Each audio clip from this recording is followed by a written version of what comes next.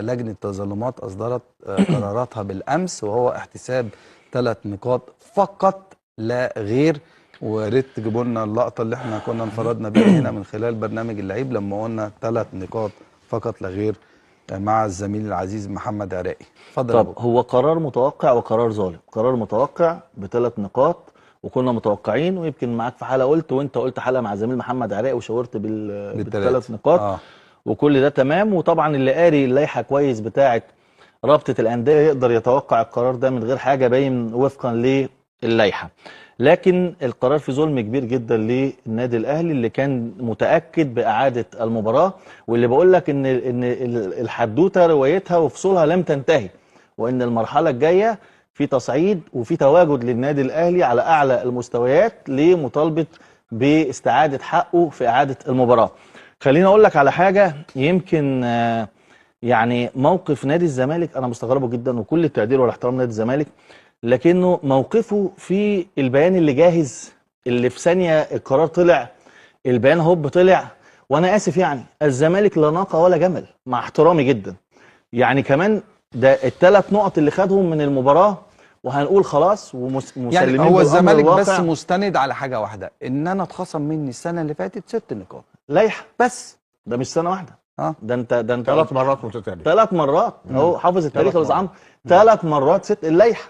انما اللائحه الجديده اللي طب انا عايزكم مع كامل احترامي انا عايزكم تكلموا بعض، مفيش يعني سيبك مني انا خالص، انا عايزك يعني هو بيتكلم تمام. وقال كذا نقطه وانا لقيت الرياكشن بتاعك غير راضي، تمام، رد بقى وكلموا بعض. مع كامل احترامي انا بس اقول لك حاجه عشان حضرتك تتكلم براحتك خالص يا عمرو، انت استاذنا يعني. اتفضل. نادي الزمالك ترتيبه كام في الجدول؟ لا انت معلش بس ما انا هرد عليك. الحق ملوش علاقه بالترتيب. طب ماشي ما انا هدي لك حقك، انا ليا حق هدي لك حقك، هدي لك حقك.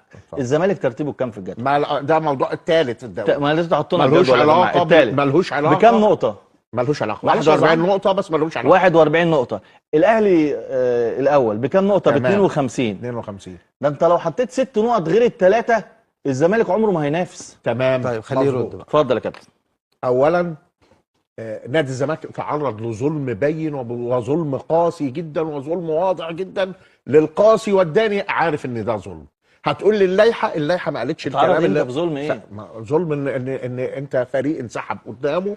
اللائحه بتقول ان يتخصم 3 نقاط، يحسب مهزوم 3-0 وتتخصم 3 نقاط. ده اللي حصل، وحصل مع الزمالك لسه في 2024 من 3-4 هسيب حضرتك تكمل خالص اطلع كلام. تمام.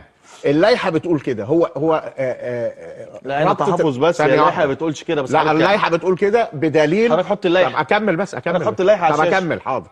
اللائحه بتقول كده بدليل ان لجنه المسابقات في رابطه الانديه اصدرت هذا القرار يوم 30/11. كويس جدا. اصدرت هذا القرار كويس جدا بعد المباراه ب4 أو 5 ايام. كويس جدا. اصدرت القرار بناء على ايه؟ على اللائحه القديمه.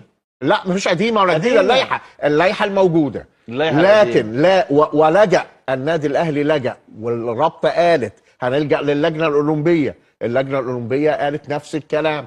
تمام. اللي هو ايه؟ وافقت على نفس الكلام اللي هو خصم 3 نقاط. ما كانت اتعدلت بقى. اكمل بس.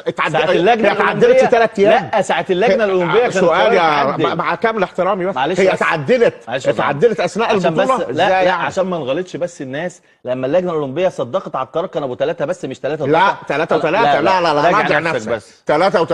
راجع يا نظام. والله راجع نفسك. لا كان 3 و3. كان 3 و3 يا كابتن. ايوه هي صدقت على 3 على 3. ازاي يبقى قرار اللجنه اللي بتصدق عليه 3 وهي تصدق على 3 و3؟ 3 و3 راجع. صح ولا غلط؟ لا راجع موقفك. 3 و3 بس. اكمل بس. لجنه الاستئناف بتاعت رابطه الانديه اللي عدلت تمام. لا عدلتش. هكمل لك بعد بس. اللجنه الاولمبيه ده خدت ده برضه يا استاذ ايهاب. حاضر اكمل لك بس. اتفضل. لجأوا للجنه الاولمبيه. اللجنه الاولمبيه خصمت 3 و3 واقرت القرار بتاع لجنه مسابقات. طب احنا مش هنخلص من الموضوع ده. طب ثانيه واحده بس اكمل. الى ان مجلس اداره الرابطه في بند في اللائحه بيقول ان مجلس اداره رابطه الانديه المحترفه من حقه ياخد قرارات في الظروف القاهره، ان ياخد قرارات ما لا اشكرك. ده معناه ايه؟ تمام انا هكمل ماشي. انا بكمل لك. تاخد من حق مجلس الاداره يجتمع وياخد قرارات في الظروف القاهره. تمام. تمام. اجتمع المجلس او ما اجتمعش، المهم خد القرار في الظروف غامضه، فوجئنا ان قرار خصم 3 نقاط فقط. ما فيش الخصم. انا اسف، وفقا للائحه كده يبقى صح ولا غلط؟ وفقا للائحه صح. شكرا. انا ما قلتش حاجه. ما شكرا. أنا هكمل لك بقى. اتفضل. تمام. لكن انا بسال رابطه الانديه ومجلس اداره رابطه الانديه سؤال واحد فقط. ما هي الظروف القاهره؟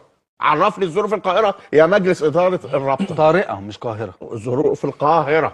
هو قال قال لك القاهرة؟ الظروف القاهره. القاهريه ممكن عشان حكام جم.